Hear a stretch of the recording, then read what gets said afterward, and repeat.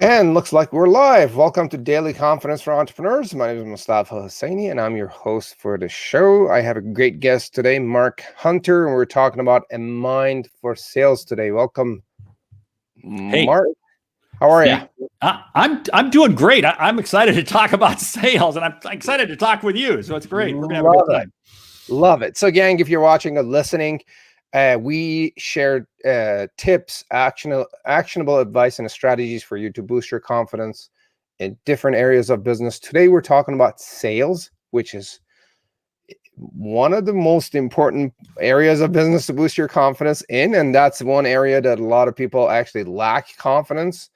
And so this is going to be a fun conversation. And we also do draws and we give away gifts. And for you to enter the draw, if you like, subscribe to our channel, whichever channel you're watching through, as comment, ask a question live from Mark as we're talking about sales and boosting confidence in sales. Tag a friend who could benefit from this conversation. By doing all of that, you would enter your name for the draw. And let me do Mark's proper introduction, and we're going to dive into a very interesting conversation that hopefully will be beneficial to you, whether you've been around for a long time as a business owner or a salesperson, or you're just starting from scratch. There's going to be something in there for you to boost your confidence when it comes to sales. So Mark Hunter, the sales hunter, is recognized as one of the top 50 most influential sales and marketing leaders in the world. He's the author of A Mind for Sales. His other books include High Profit Prospecting and High Profit Selling. The focus of his work is helping to influence and impact others to help them see and achieve what they didn't think was possible. He has been quoted in Forbes Inc., Entrepreneur, Bloomberg's Business Week, and other places. Clients he's had the privilege of working with include and range from numerous Fortune 500 companies to start and small startups. Mark travels the world more than 200 days a year and has spoken on 5 continents and 28 countries. Welcome, Mark. Hey, thank you for having me. Looking forward to a great conversation. A lot of Great interaction. to have you. And gang, if you're watching or listening, if you have any questions about sales and boosting your confidence in sales, just pop into the chat box and we're going to do our best to answer those questions. So let's start with this. Mark, what is your story and how did you become a sales coach or a sales guru? Well, I didn't set out to have a career in sales. You know, people say, hey, with the last name Hunter, you're known as the sales hunter. You were probably a born salesperson. No, I wasn't. I was not. I only got into sales because I couldn't afford car insurance. Okay, that's a long story. Won't go into that road. But let's just put it this way. I got too many speeding tickets. So I actually had to find a job that supplied me with a car. That's how I wound up in sales. But I was so bad, I got fired from my first 2 sales jobs. Now think about that for a moment. So don't think for a moment that, oh, I can't do sales. What I finally learned is that customers are not bowling pins where you just knock them down and move on to, no. Customers, it's about relationships. It's about communicating. Sales is really nothing more than a conversation. And when we put it in that term, it's amazing how many doors open up. And when I began putting it into that light, it's amazing how my sales results began to change. And ever since then, it's been a rocket ship straight up. Interesting. Give us a little more details about what was going on. Like, did you have too many tickets? You couldn't afford it, and you're like, I need a second job to afford my tickets. No, well, what it was I went to college to get a degree in marketing. And basically because that was an easy thing to get a degree in. And my senior year of college, just really about this time of year, I got like 4 speeding tickets in the course of about 8 weeks. And what happened was my insurance rate went up so high. I had apartment rent, a car payment, and insurance. I could only afford two out of the 3. So what I realized was I can have a better life if I just get a job that's supplying me with a car. That way I won't pay insurance and I won't pay for a car. That's how I wound up in sales. Interesting. And then, so what was your first sales job? What was the story? Okay, are you ready for this? Yes. My first sales job was selling sides of beef to restaurants. Now, let me tell you something. That is not a real sexy, cool job. That's not something you run home and tell mom and dad, you paid for my college education and now I'm selling cows to restaurants. But you know what? It was the only type of job I could get where they didn't do a background check on driving, see, because, and I needed a car. Interesting. And of course, I got fired from that job too. So, hey, really So, good. so what do you do these days and who do you serve? Well, what I do today is I help individuals like everybody who is on this show, listening right now, and helping them really, what I say, see and achieve what they didn't think was possible.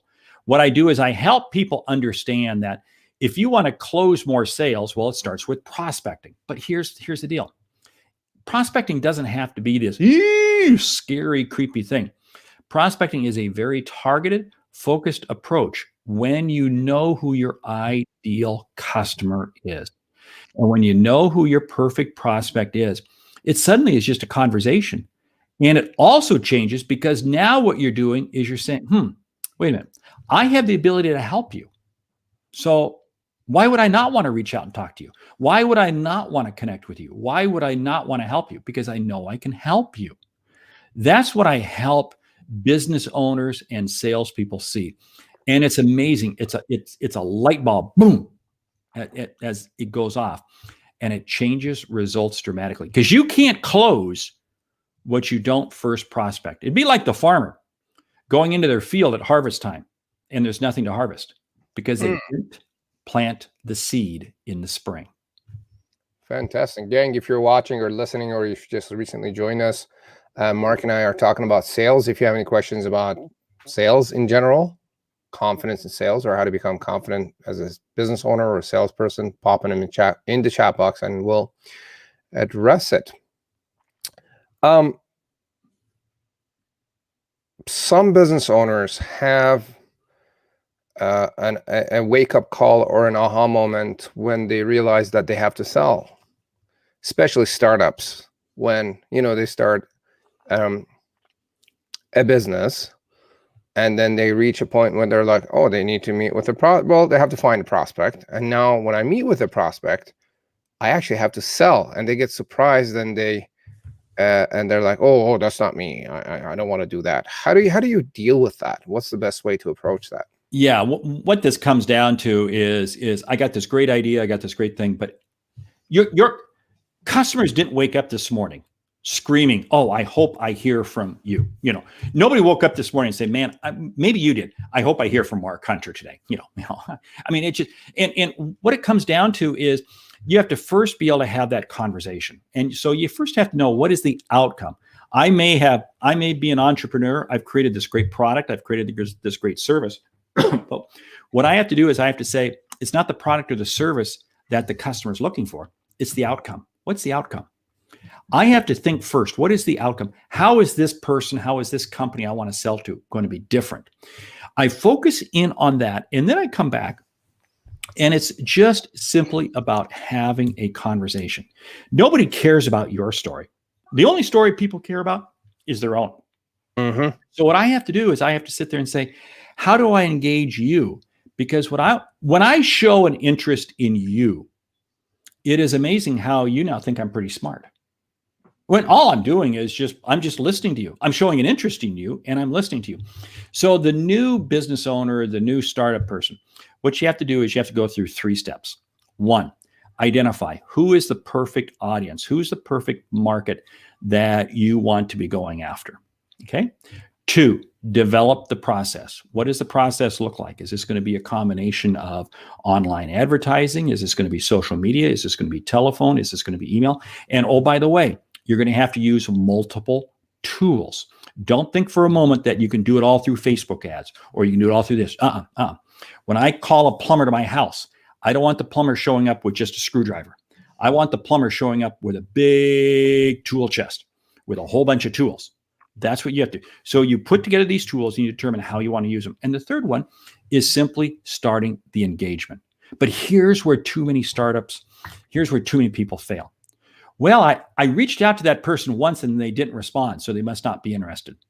The best advice I tell entrepreneurs is tomorrow when you're in the shower, look at that bottle of shampoo. There's going to be a couple words on that bottle of shampoo. Take it to heart. Rinse and repeat. Rinse and repeat. Now, let's break these words apart. Rinse. Rinse. Okay, I got to put shampoo in my hair a couple times. Right, you're right. It's not the same shampoo. It's different shampoo, but it's repeat. I got to repeat the process. And this is the whole thing. I have to be prepared. If you're my perfect audience, I may have to get in touch with you 5, 10, 15, 20 times through a variety of mediums. But, oh, wait a minute, I'm bugging them. No, you're not bugging them. If you're bringing them value, if you're bringing them a key message, key information about what it is that is going to help them, it's not about you, it's about them. It's amazing. They will eventually come around and they will engage with you. Now, is it a perfect one-to-one relationship? No. But you know what? That's okay. I keep going. I keep going. The biggest problem entrepreneurs, and not just entrepreneurs, but salespeople have, is they give up too soon on sales. They simply give up too soon. Keep going. My biggest failures in life have been when I have given up on things. And it's like, why did I give up? You keep going. You keep going. Prospecting, sales, it's a muscle. It's a muscle, and it's best exercised daily. And it takes a bit of patience, I guess, too, to have that to keep going, and the persistence, I guess. It does take persistence, and what you have to do is you have to be motivated every morning. This is what I tell what I tell people. The way you get into this whole sales mindset is you take a piece of paper and you write down all of the outcomes that you can create. All the outcomes. Now, maybe you haven't sold anything yet, but you write down all the outcomes. This is what my product is going to do. And then you give yourself a big hug. You go, I love myself. I love myself. Now, if you've been in business for any amount of time, you take your existing customers and you write down the outcomes. And you look at that piece of paper every morning. You look at that every morning. And your objective for the day, don't set the objective of saying, I want to make 3 calls, or I want to do this, I want to close 3 sales. No, your objective with each conversation is to earn the right, the privilege, the honor, and the respect to be able to reach out to that person again. And when you do that, you kind of go, it's just a conversation. All I'm doing is I'm having a conversation. To build a relationship that allows you to call that person again. Bingo. You see, what happens is people freak themselves out over prospecting. People freak themselves out over selling because they set the bar too high. Now, I'm not saying I'm not setting the bar high. I want to set the bar high, but it's steps. It's one step at a time, one step at a time. And what happens is I earn the right, the privilege, honor, and the respect to be able to reach out to you again. Then I do. And I just keep rinse and repeat, and I keep this prospect. And then it's amazing. It becomes a natural step for them doing business with you. So what I got so far is you've got to have patience. You've got to be persistent and have consistency in what you do. And in the first call, you want to earn the respect and build a relationship that allows you to get on a second call or have a second touch with that person. Yeah. Now let me build on that first call. There are 3 steps, 3 things that you want to be able to achieve in this first call. And if you can achieve all 3 of these, man, you have hit the home run. Okay. Number 1, you want to learn one piece of information about them. Now, learning one piece of information about them is critical because if they share with me something, I can pick up the phone and call them a couple of days later and say, hey, you mentioned this to me and love to get your thoughts on this. Love to understand more. What I love is when you share with me something and I call you back, maybe I leave it in a voicemail or an email, and I repeat back to you exactly what you shared with me. Like, wow, that person was listening. They actually cared what I had to say. You talk about a connection, great connection. Step number 2, I want to learn what might be a potential need that I can help you solve. If I can begin to understand what's that need that you can share with me, then I go, wow, now I'm really into something. And step 3 is call to action. What's the CTA? Now, if I'm calling you and you don't know I'm calling, I'm catching you off guard. I get it. I understand. You're busy. So it might be, hey, what's your calendar look like tomorrow morning at 10 a.m.? Can we get back together on the phone? And I want to create that next step. The easiest CTA, call to action, is get a date for the next phone call. What you don't want them to do is you don't want them to sit there and say, well, you know what? Why don't you just email me some information? That is code for they're not interested. Because let's not kid ourselves. We have all done that to salespeople, right? Yeah, we have. So what I love to say is this. Somebody says, well, just send me some information. I go, hey, you know what? There's so much information I could send you. Let me ask you 2 questions. And you know what's interesting? Most people will sit there and say, okay. And then you can ask 2 questions. What does this do? This gives you 2 more opportunities to try to keep that conversation going, to learn one piece. They may not agree to a next step. It's okay. But at least they shared with you a piece of information. So now I can call them back or email them back or whatever, but I've got an ability to follow up. So those are the 3 steps for any great prospecting call. Could you quickly review the 3 steps? Sure. Here? 3 steps. I want to learn one piece of information about you. You just share with me anything. 2, I want to learn what a need might be that I can help you with. And 3, I want to create the CTA, the call to action. I want to get you to commit to a next step. Fantastic. Now, Mark, Rosemary says, I have 40 years of sales experience, but none in the field I'm going into. What would you suggest is the first thing you'd suggest to do to reset my mindset? Don't worry about what you don't know. Whoa! He just dropped the mic on that one. Here's what I find very interesting. It is easy for us to sit there and say, I don't know enough about my product, so I can't make the call. I'm going to say make the call because it's a conversation. I'm going to immerse myself. I tell people going into a new industry, what you want to do is you want to spend 30 minutes a day, basically 2 months to learn your industry. But don't wait until you've immersed yourself. I just spend 30 minutes a day for 2 months. And you know what? You're not going to know everything about your industry. You're not going to know everything about your product, but you're sure going to know enough to really hold your own. But here's what I found. If I just do this for 30 minutes a day for just a couple of days, I'm going to begin to get enough to be able to be making phone calls. And when people ask you a question, you say, you know what? I don't know. It's okay to say, yeah, I don't know. But you know what? I'm going to find out and I'm going to get back to you. Now, what have you done? You were actually honest. You were authentic and you were transparent. And boy, in this pandemic crazed world that we're in right now, that's what people want more than ever. They want to be able to deal with people that are real, genuine humans. So when somebody asks you a question you don't know, you go, I don't know. I'm relatively new. And you know what? I'm going to find out and I'm going to get back to you. They will respect you for that. Fantastic. And gang, if you're watching or listening, if you have other questions about sales or mindset, pop them in the chat box and we'll answer them as we go forward. So what does it mean to have a mind for sales? Well, what does it mean to have a mind for sales is because you're viewing sales not as a science, but as an art. Now, think about this for a moment. It is very easy. In fact, a lot of entrepreneurs, startup, they will sit there and say, oh, we're going to hire a salesperson. And as soon as I hire a salesperson, then boom, they're going to take care of it. This is not like hiring a driver.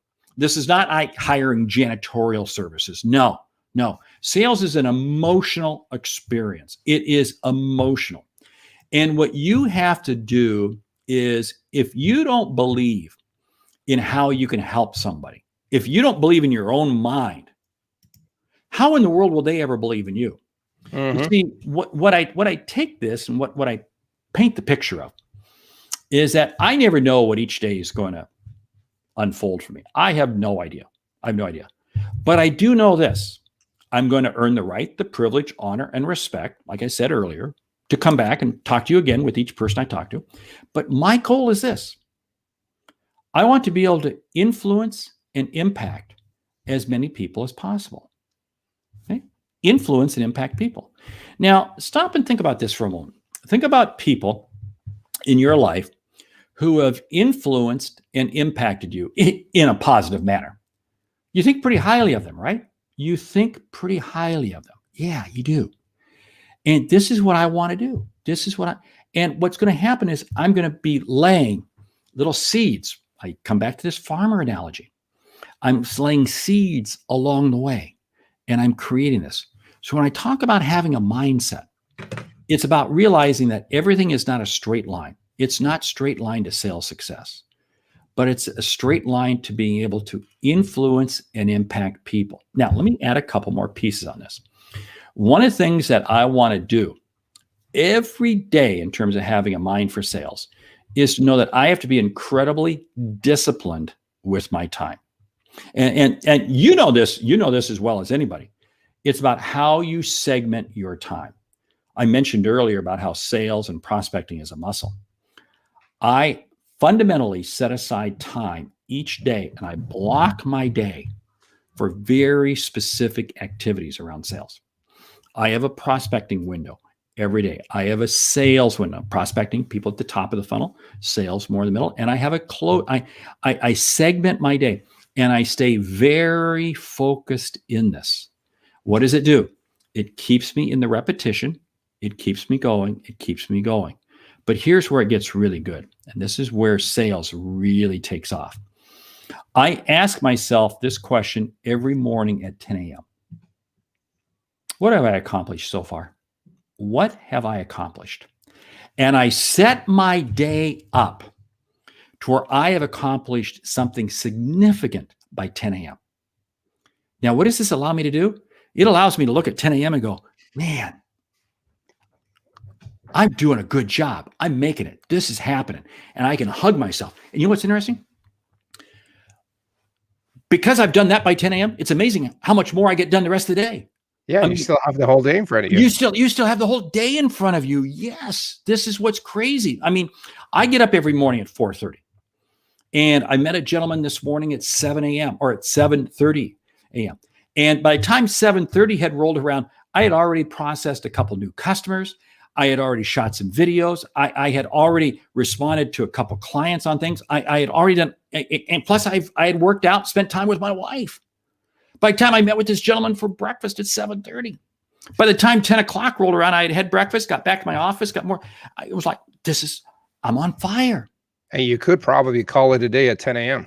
I could have called it a day at 10 a.m. And you know what? It would have been a very successful day. Hey, yeah. Start golfing at 10:30. Yeah, but top performers know that's not the case. They keep going. This is how top performers become. See, it doesn't come down to time management. It's priority management. Mm-hmm. And when do I put those in critical, important activities? I put them early in the morning so I can have success. I have a couple of questions for you. So you talked about planting a seed and think of it as a farming process. What do you have to say to people who are looking for customers and sales now? Sure. What do you have to say to that? Yeah. First of all, what I want to do is I'm going to ask them a question relative to what I believe is going to be their critical need. Okay. So we'll say that let's use something very basic. You're a business, you've reopened. Okay, this is post-pandemic, okay? And I sell janitorial services. This is really, really basic. I'm going to call you up and I'm going to sit there and say, hey, what's the quality of the janitorial service you've been receiving? Oh, it's great. Oh, really? Well, who is it that you're using? What is it that you like about them? And all I'm going to do is I'm going to ask them a question relative to what I feel is their most critical need. What is their most critical issue? Don't sit there and say, hi, how's the weather? I want to get you talking to me about your critical need, your critical issue. The faster I get to that, and here's the other piece though, don't make it complicated. Too many new entrepreneurs, too many business owners, what they do is they want to close the big sale. No, I believe in land and expand. Make it simple, make it easy for the customer to do business with you. I land, I come in with one item, and then guess what? I can expand. And oh, by the way, when I expand, expanding happens two ways. You either choose to buy more from me or you refer me to other people. But my measurement of success is how much expansion do I get off of each sale that I land. Keep it simple, make it easy. And one final piece. Customers today, more than ever, are really only concerned with their top one or two priorities. That's it. That's it. If you can't help them solve the number one or number two priority, because it may be important. It may be important. Oh yeah, this is really important, but it's not the most critical need. They just don't have time for you right now. So what does this mean? You've got to make sure that you're spending all of your sales time, all of your prospecting effort, just going after your perfect customer. What I call your ICP, ideal customer profile. Don't waste your time going anywhere else, because all you're doing is just, you know what? It's like, I mean, I've got a dog and my dog has a heartbeat, just like customers. Customers have a heartbeat, but my dog isn't buying anything from me. Just because somebody has a heartbeat doesn't mean you should spend time with them. Tell us about what would be your process about finding the ideal customer? Yeah, the easiest way is to take your current list of customers. And what if you don't have a list? Right. Okay, we'll say you don't have a list. So then go back to those outcomes. Okay, the outcomes that my business is going to create. What is the outcomes? Who is going to benefit best from those outcomes? Who is it? Is it a person? Is it a company? What type of person? What type of companies? Where are they located? What are some of their needs? What I want to get as narrow and as specific as I possibly can with the ICP. Because what does this do? This allows me to focus all of my efforts against just that one. I was working with a company. They'd come out with a really cool little piece of software. And it was cool. And they were going to try to sell it to everybody. And we created the outcomes. And I said, you know who's going to work best for this? It's going to be universities. And oh, by the way, it's going to be private universities. Oh, it's going to be small private universities. Well, you start narrowing down. It was really only a few hundred, about 1,000 in the US and Canada. But I said, you know what? That's our target audience. Don't try to go after all 50,000 universities out there. Just go after 1,000. And we put all our effort. And you know what? It was successful. So you take that ICP, you're successful, then you begin to move on. And it keeps your head from spinning in circles because you never have the ability to get focused. Absolutely. And what's your opinion about people that say they serve everybody and anybody? Like the bottom line, the people that have a pulse. They're liars. Okay. Now here's the whole thing. Okay. I mean, okay. You sell pencils or you sell water. Everybody can drink water. I get that. But you know what though? Think about this. Do you want to compete in such a broad, we'll say you sell water. Oh, everybody drinks water. Yeah, but you know what? I want to sell a very specialized type of water. I want to sell a very specialized type of water in a special container that's going to be used for a special type of need, special type of this. The more I can segment, see, this is what's interesting. The more I segment, the more I can charge. Let me give you an example that I think most of your listeners, viewers can relate to. Walmart. Okay, that's a massive retailer, right? They're probably all over the world. I don't know. But what's very interesting is Walmart serves anybody and everybody. Then there's Nordstrom, a very high-end department store, pretty much in the US, a few stores in Canada, but it's a very high-end department store. Yeah. And what I like to say is I can't take a Walmart shopper and make them a Nordstrom customer. Mm-hmm. See, what I want to do is I want to know who is my audience. There's nothing wrong with Walmart, nothing wrong with Nordstrom. But a Walmart person is not going to become a Nordstrom person. A Nordstrom person is not going to become a Walmart person. Exactly.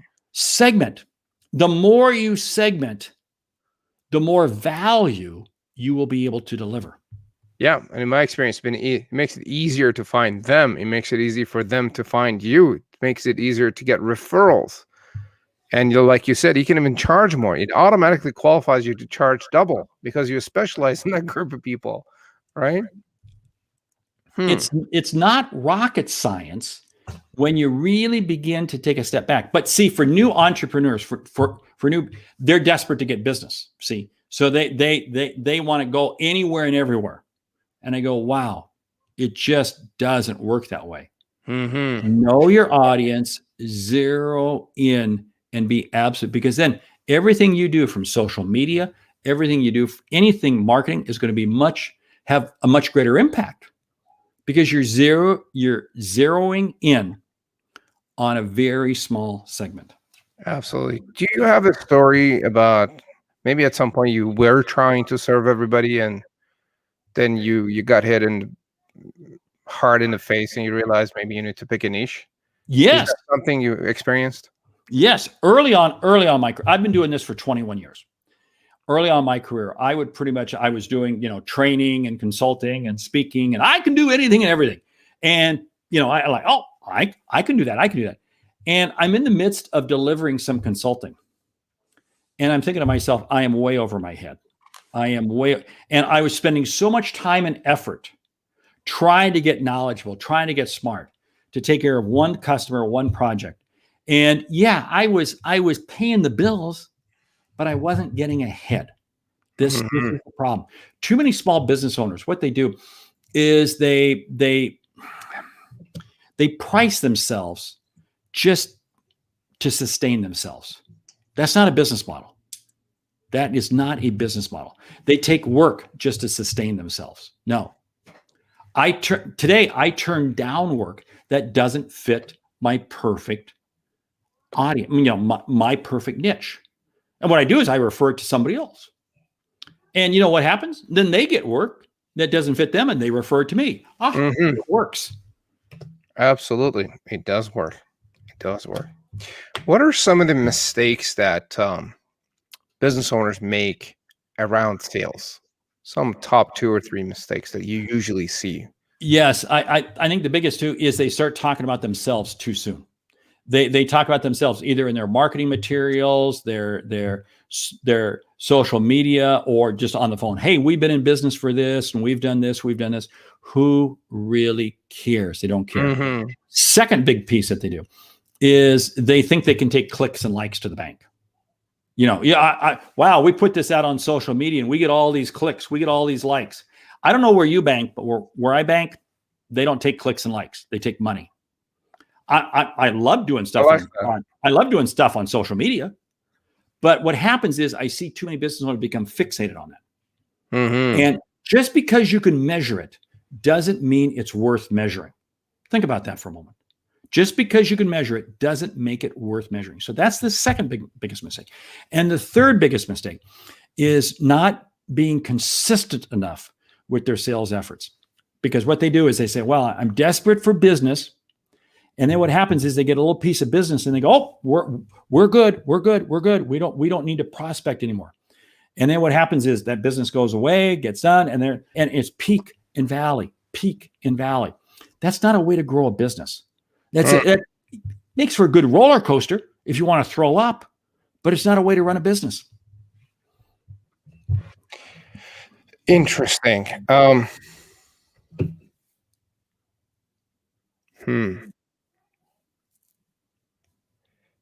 I really like what you said about you cannot really cash out likes and engagement on social media. Well, see, because in fact, I had a lady call me yesterday, small business owner. And she said, man, Mark, we have spent all this money on marketing. And she walked through everything she'd done. This was everything from direct mailing gifts to potential customers and all this stuff on social media and all this newsletter and all this sort of stuff. And she shared with me great open rates on her newsletters, all this sort of stuff, but we're not getting any business. I said, well, yeah, see, what you've done is you've made this investment over here on the marketing side. And it's great, these people, but they're still just not, you need to call them. You see, marketing works best with sales. Sales works best with marketing. You got to be doing both. Mm-hmm. And this is what too many small businesses, because marketing's sexy, social media is sexy. That's fun. That's cool. I'm going to create this. I'm going to do this. And this is going to be really, really, really, really cool. But they never augment it with sale. When I mean sales, the best way to look at social media, my objective is to take the online connection and turn it into the offline conversation. Think about that for a moment. Absolutely. That's when I begin to monetize. Because what this lady had done with her business, they were spending a tremendous amount of money. And she called me in desperation because their business is one where customers are going to make their decisions to buy here in about 3 months. I said, man, you don't have time. You don't have time to waste. I've got to get you on the phone right now. And she had a very tight list, only 200 people. It's like, hey, we can do this. We can make this happen. But if you fail to get on the phone, all this money you spent on marketing, all this money on stuff is going to be lost. So 200 people on the list, right? Yeah, she only had, and she had done her homework. It was very segmented. She had very much segmented. Very nice. So that would be like 10 calls a day. Exactly. It's in a not month, hard. it should be done. It's not hard. Now, it's going to take more than 10 calls a day because I've got to be able to convert these people to customers pretty quickly. Mm-hmm. So I might be doing 20 or 30 calls a day, but what's the right sequencing? What are the right messages? How do I engage? So I'm building out with her tomorrow what her decision tree is going to look like in terms of when you begin to put people in. What happens if I get the gatekeeper? What happens if I get this? What's my next step? Because I got to make it as logical for her, because she's also got to stay motivated. Because if she doesn't stay motivated, she's going to drop back. Oh, let me just put some more stuff out on Facebook. Oh, you're killing me. You're killing me. Interesting. Some people say that they don't want to be salesy or appear salesy or do anything salesy. And I'm sure you've heard that a million times. How do we overcome that mindset? I tell you what, I don't want to be salesy. I don't want to, but here's what I firmly believe. That is a perception and a belief that, is out there in movies. You know, we've all seen the movies, we've all seen the stuff. And what happens is we wind up allowing ourselves to believe that because we're looking for an excuse as to why we don't need to pick up the phone.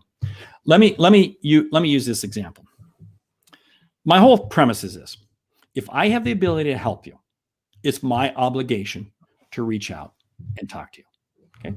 So we'll say that you had some new neighbors that moved into the neighborhood a few weeks ago, and they live right across the street from you. You haven't had a chance to meet them yet. You don't know who they are. You step outside your front door and you see their house is on fire. Would you say, well, I don't know them. You know what? I think maybe what I'll do is I'll send them some Facebook messages. Maybe I'll post some pictures on Pinterest or Instagram, and maybe I'll try to connect with them sometime. And then I'll let them know that their house is on fire.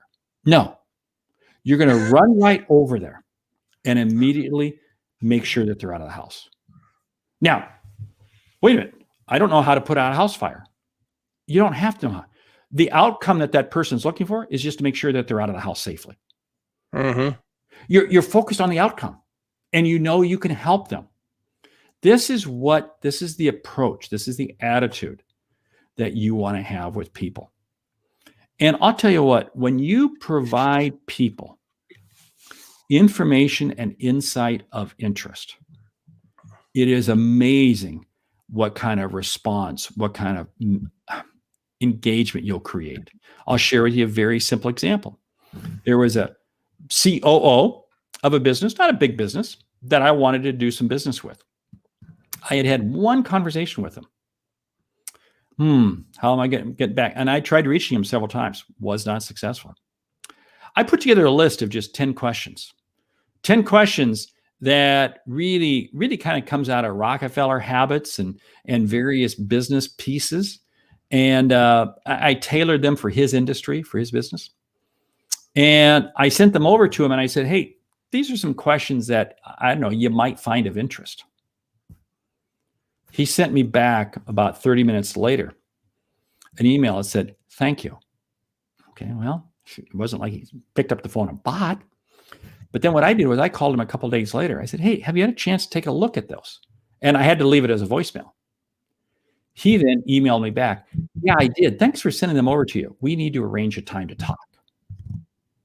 Now, was I telling him about what I do? No. I was sharing with him questions and insights that he could find a value to himself.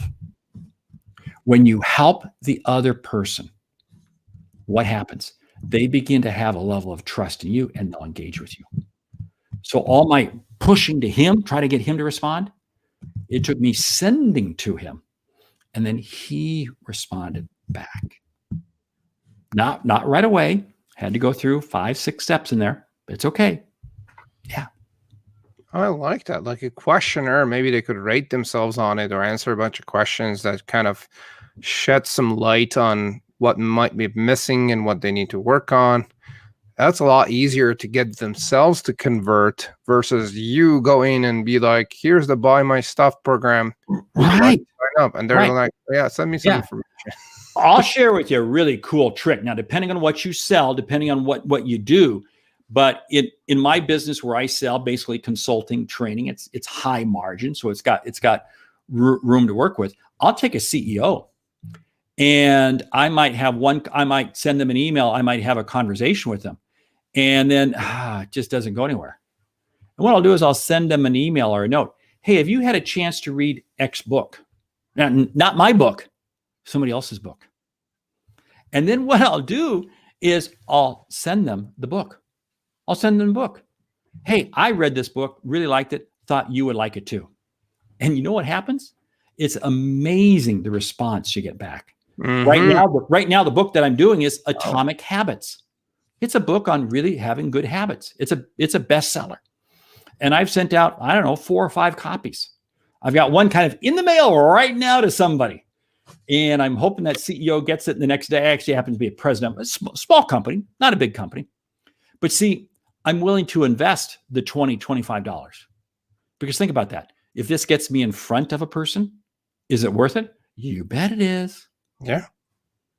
And I love that idea. Because first of all, you're sending something physical in mail, a box, like an Amazon box, probably shows up on their porch or on the front door, and they're like, oh, what's in it? I really have to open that thing up.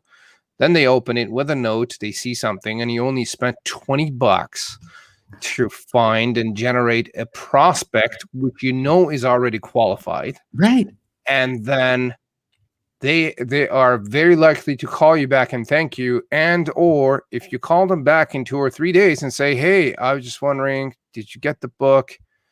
How is it going? And the rest of it. And my other point I want to add is that you could go on a whole bunch of different platforms and spend money on advertising. Right. But I'm willing to bet, as a guy who's been in marketing and advertising for 10 years or so, it won't be nearly as effective as what Mark just shared. You got it. So the idea was you grab your favorite book that you think will help them, gang, put them in a box, buy it on Amazon, and gift it to them. And you could follow it up with an email or a phone call a few days after they've received the gift, and bam. That was $1 million. That was the highlight of the show for me. Yeah. It's a very high response rate. I did this one time, and the person didn't email me back, sent me a video message. Wow. Sent me a video message back. He's holding the phone up, he's doing a selfie video. And it's like, whoa. Man. Wow. Yeah. So think of it. Think of this. You buy a book on Amazon, like what, 10, 15, $20 these days? Shipping and handling included $25. Let's say you have $100 and you want to create 4 prospects. You identify 4 people. You send this to them, 4 people. What would you say is the conversion rate on something like that? Is it you're going to people that you send? How many of them do you think you're going to have a chance to talk to? I wind up with at least a 75% rate. Let's be conservative and say 50%. You're right. Let's say you spend $100 and you get in front of 2 people, or you have a conversation with 2 very qualified prospects. Would you be willing to spend $50 on that? I have my leg up and my hands, right? Wow, I love it. Good stuff there. See, you think about that. What do? We shortened the length of time to make the sale process happen. See, this is why I love this approach. Because, how many Facebook messages, how many, again, I love marketing. How many phone calls, how long might this take? But when I can do that, it's immediate, and it's amazing how much response I get. Because now they also view you as a peer. See, they don't view you as a vendor. They don't view you as a sales. They view you as a peer because you're helping them. Love it. What would you say in the letter that you would include in there? I just say, hey, I read this book and I loved it, and I thought you might enjoy it too. That's it. I don't sit there. It's not simple. It's not a sales pitch. It's no. It's just, hey, I read this book. I really liked it, got a lot out of it, and thought you would too. Like I said, Atomic Habits happens to be the book I'm sending out now. A couple of years ago, I was sending out Principles, the book by Ray Dalio, and also Vern Harnish, Scaling Up. Yeah. I have sent out. In fact, I kidded Vern Harnish. I believe you know Vern. I've kidded Vern Harnish that I have probably sent out 100 copies of Scaling Up to people. Very interesting. Why not? I love that strategy. That's a really good one. So share with us some actionable tips and advice that listeners and people that are watching could practice, and within the next 2 to 3 days, boost their confidence when it comes to sales. What would you suggest they should do? First of all, write that list of outcomes. It's either your existing customers and what the outcomes you created, or if you don't have customers, write down the outcomes. 2, identify who is that perfect customer. Who's that perfect customer? Spend some time zeroing in on that. Every day, to help yourself get motivated, do 2 things. 1, set yourself an easy goal. If you've ever seen the movie Tommy Boy, there's a scene in there with a meat lover's pizza. I won't go into it, but it's set yourself a very easy goal.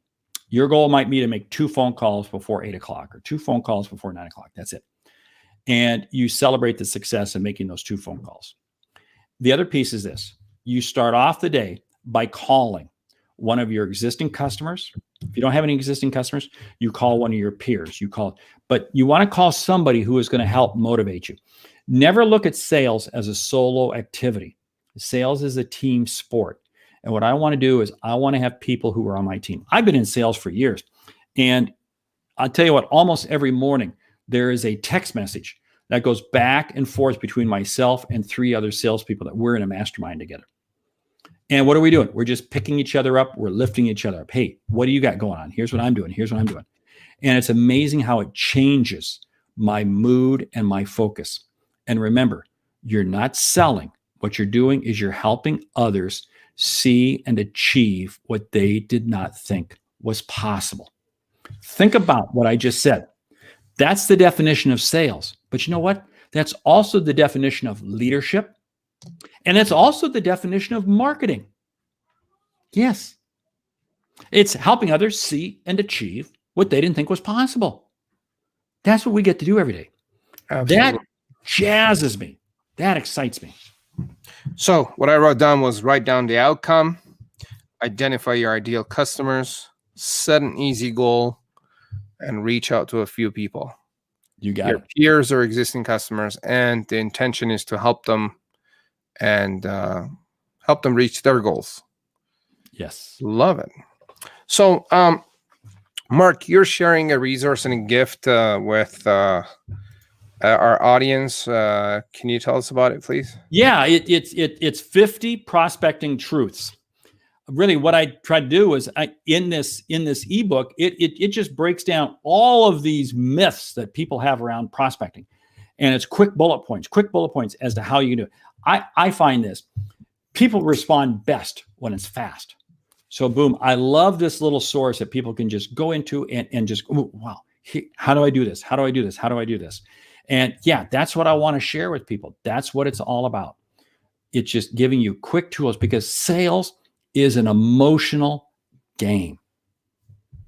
Fantastic. So, gang, if you're watching or listening, to get access to Mark's gift, his 50 prospecting truth you need to know, as an ebook, you could go to thesaleshunter.com/5050 prospecting truth ebook. Okay, the link is in the show notes, and it is in the comments of the show if you're on social media, or if you're on the podcast on Apple or Google or anywhere else, it's going to be in there as well. So that's very generous. 50 prospecting truth you need to know, because sales is like oxygen to a business. Without it, you don't have a business. Right? It's hard for a business to survive without sales. Yeah. And this is why I love it right now, because if you think about it, more than ever, where businesses are in this, depending on the industry, tough times, sales is more important than ever. Yeah. And you're not going to have sales unless you have a mind for sales. Absolutely. Without sales, it's just like, even if you're a non-for-profit, you're still selling something, right? Yeah. Anyway, so in the interest of time, let me move on to my next question. What are 2 or 3 books that have made a massive impact in your life or in your business? Well, I would say one of them is Scaling Up by Vern Harnish. Again, I don't give away books unless I really think highly of them. A second book that it's another book. It's Principles by Ray Dalio. Again, that's a book. And I'm going to come back to Atomic Habits, which my daughter gave it to me for Christmas, and I fell in love with the book. So those are all kind of current books. But I'll tell you what, that's what I've been reading right now. And here's the whole thing. We all have to be reading more. And I say long form reading. It's not short form. It's not blog posts. It's not social media, but long form reading. I read at least 2 to 3 books a month. Good for you. That's amazing. That's amazing. Now, Mark, if you had an ad on Facebook or Google where you had a message for people of Earth, everyone could see the message on the internet, what would your message be? Are you discounting your price? That's all I would simply say. Are you discounting your price? Because I focus in on this. If you know who your target audience is and you know the need that you can help them with, there's no reason for you to discount your price. Love it. Love it. Love it. What's one piece of advice that you received that made a massive difference for you? Have mentors in your life. Early on, I was too slow to grasp that. I thought I had it all. Later in life, I realized it's having mentors, having coaches, having people who will come alongside you and you can look to and you can learn from, and in turn, they can help coach you. Fantastic, fantastic, fantastic. Now, what advice would you give your 20-year-old self? Shut up and listen.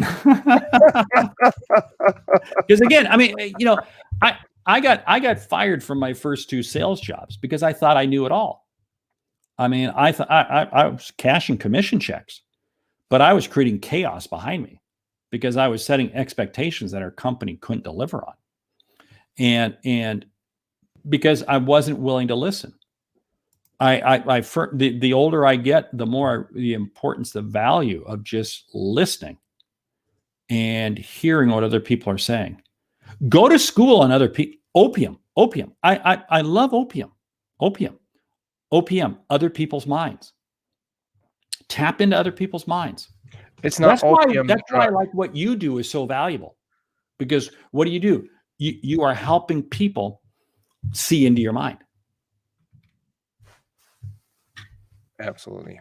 Absolutely. And just to be clear, it's not opium, the drug. It's other people's money. Yes, right. And yes, it is. Opium, other people's money, other people's mind. However you want to phrase it. But I just love using the term opium, because then it's just like it sure wakes everybody up.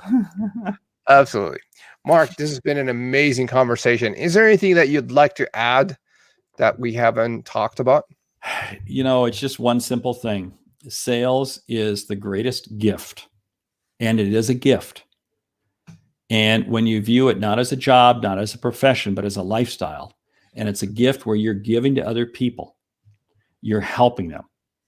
And in so doing, you're helping your own employees. In other words, sales is at the cornerstone of making it happen. And when you do it with integrity and trust, it is amazing what results you'll achieve. You may not be successful overnight, but long-term, you will be successful. Absolutely. And I really like what you said earlier about once you identify who you're helping and they have a need for your product or service, you're not being salesy. You're not being pushy. They need you. They would love to pay for your product and service. And you don't have to be pushy and all that. This was a really good conversation. There was a lot of value. If you want to even go back and listen to or watch this episode again, it would be well worth the time. And if you wanted to reach out to Mark and tap into his expertise there and or having help your company get better at sales, we go to thesaleshunter.com, and I'm sure there is a contact us button or some sort of mechanism to reach out and get it, and or go to thesaleshunter.com /50-prospecting-truth-ebook and download his ebook. Mark, thank you very much. I really appreciate it. And I look forward to chatting again. Gang, if you, again, have any questions about this topic or anything else that we talked about, pop it in the chat box and or leave a comment in a form of a review for the podcast. I would greatly appreciate it if you could rate and review our podcast about what we share here, and that helps us get the word out there. And if you have any question, put it out there. And by liking, commenting, tagging friends, and doing a review on the show, you enter your name into the draw for gifts that we share. Thank you again on my behalf, and thank you, Mark. I really appreciate it, and we'll see you on our next episode.